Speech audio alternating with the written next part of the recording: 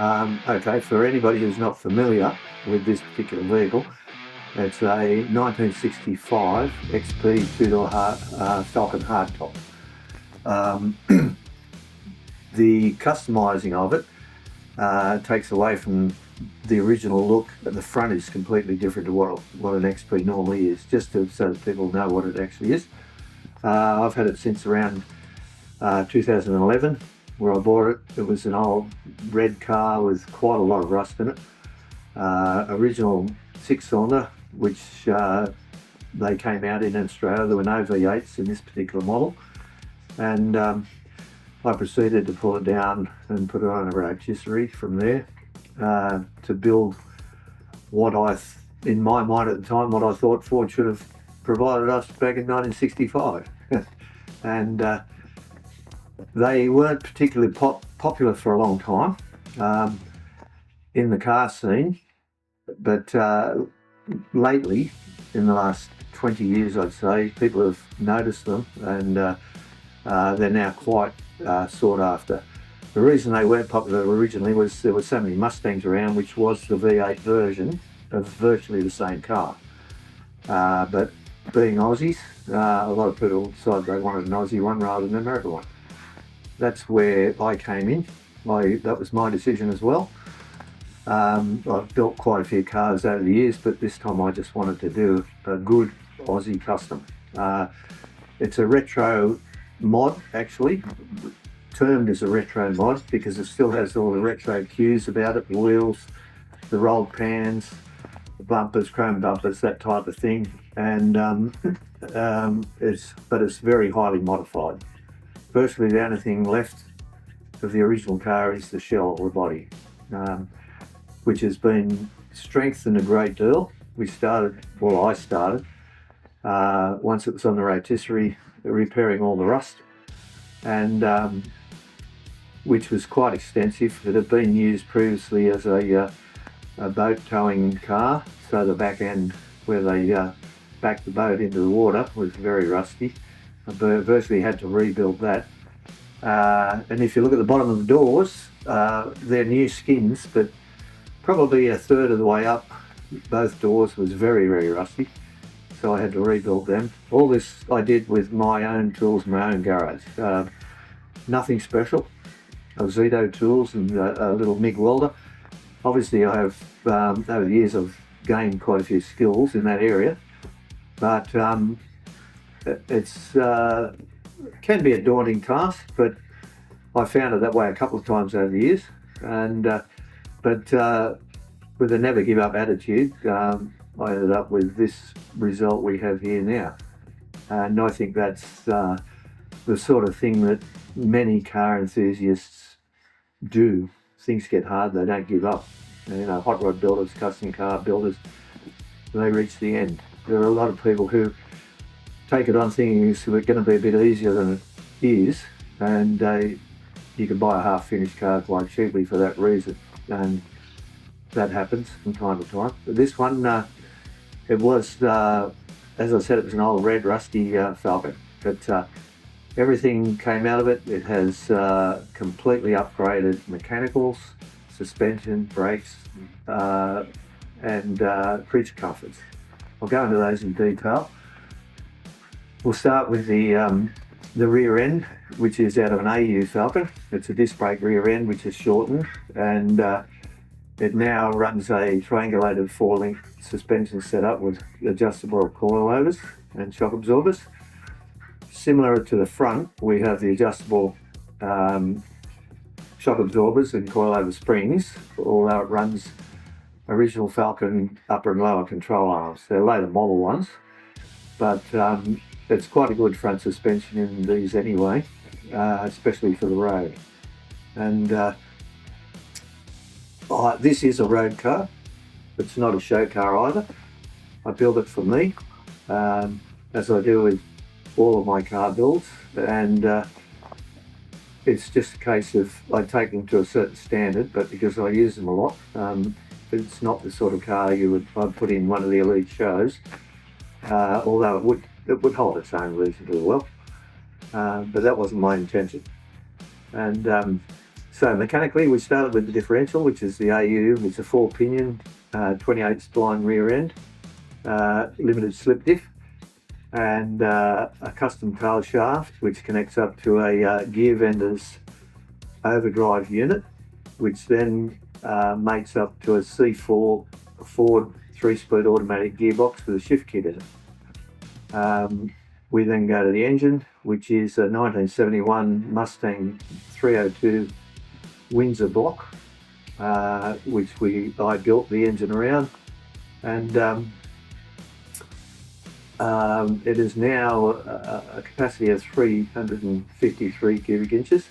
It's bored and stroked, running alloy heads, Edelbrock intake manifold, the 670 Holly carburetor, a reasonably mild cam, but when I built the engine, I was looking for a good torque curve in the mid rev ranges, which is where the car is used 95% of the time.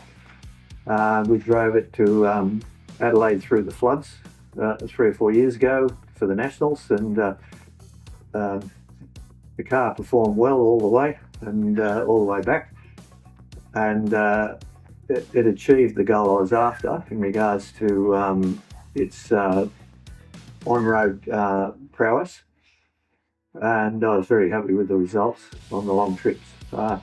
And with the overdrive unit, it gets around 12 litres per 100 kilometres, which isn't bad for the engine, which is normally 400 horsepower. So I've got the best of both worlds in that area. I can run without the overdrive, and it goes pretty hard, or I can just put it in auto and use the overdrive and cruise along on the freeway. It's very mild mannered when you do that. The other things it has are creature comforts, power steering, which is rack and pinion, and the actual rack came from a Daihatsu YRV, because the wheel track on these early Falcons isn't particularly wide, and a lot of racks are just way too wide for it.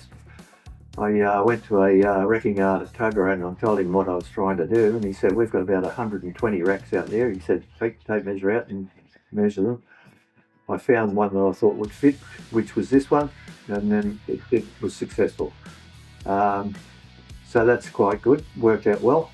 Front brakes are later model Falcon from an XF Falcon. So the braking system itself is virtually all later model Falcon, 4-wheel discs. The only different part there is the actual brake booster, because there's limited room in the engine bays in these, and I had to use a fairly compact booster. The Falcon ones were too big. So I think we've almost covered mechanically. Radiator is, yes, the radiator is a Commodore radiator out of a VL V8, which fits in nicely. Obviously, I say fits in nicely, but you have to modify pretty much everything to achieve good fitment for these things. And it took maybe a year or two to get it to run at good temperatures. We've added oil cooler and that type of thing to it as well, and a fan assisted oil cooler. And it now runs at about 185 degrees regardless of the weather, which is I'm pretty happy with now. Yes, the interior is basically EB Falcon, although the back seat has been highly modified to fit into this one. The buckets are pretty much how they were with the headrests removed, and the steering column is also an EB Falcon steering column. So that pretty much covers most of the mechanical aspects. Body-wise, the car has been fully seam welded. All the spot welds have been fully seam welded.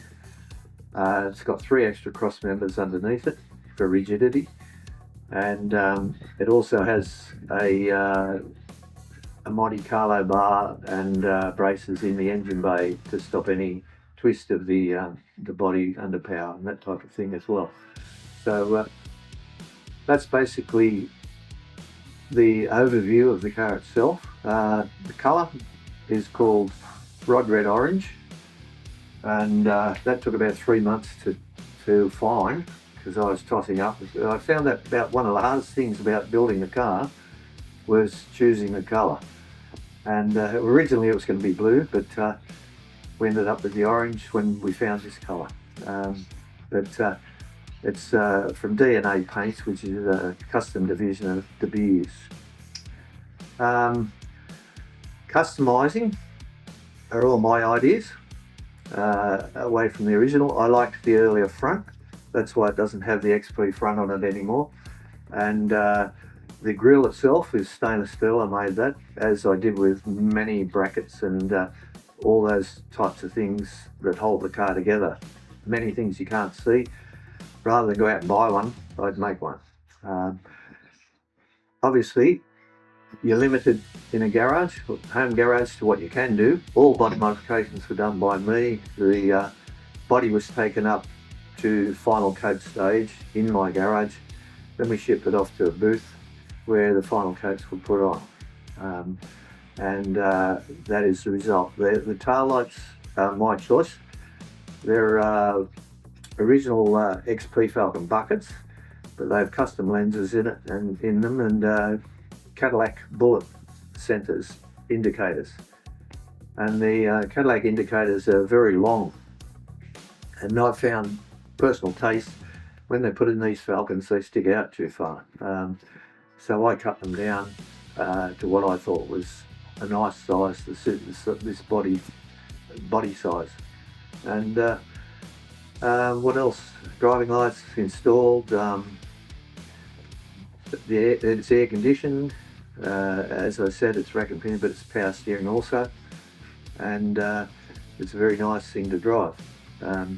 I've added lately a camera to it, because about 3 years ago it was cleaned up in a roundabout down at the entrance on the way to Lakes Beach one Saturday morning. Sustained major damage. So it was off the road for a year, and at this point I'd like to thank Craig Barnes, who owns Craig Green Smash at Long Jetty, for assisting me right through that. He's a good friend of mine.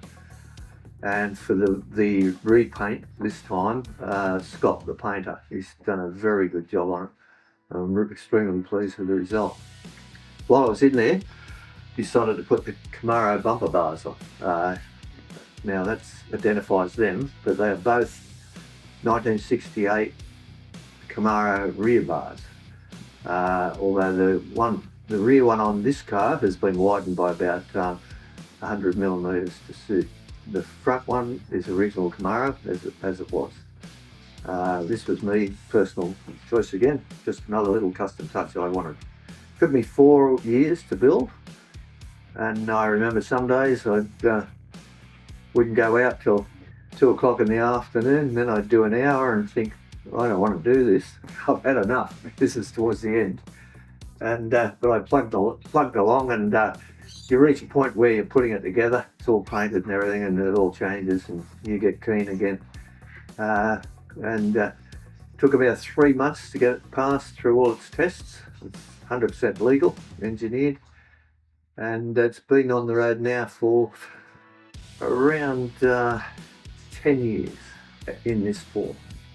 The interior trim, I may mention, is John Viles at Marion Park did all the hard bits, the seats, the whole bit, but with my in mind, keeping my input as high as I could, I did all the easy bits. He provided the materials and everything, and I took them home. I built the console, I modified the rear seat to fit, and I did the door cards, armrests, all that type of thing, and he covered as I said, he covered those as well, because they were beyond my scope. No equipment here for that sort of thing, although I would have had a go if I did.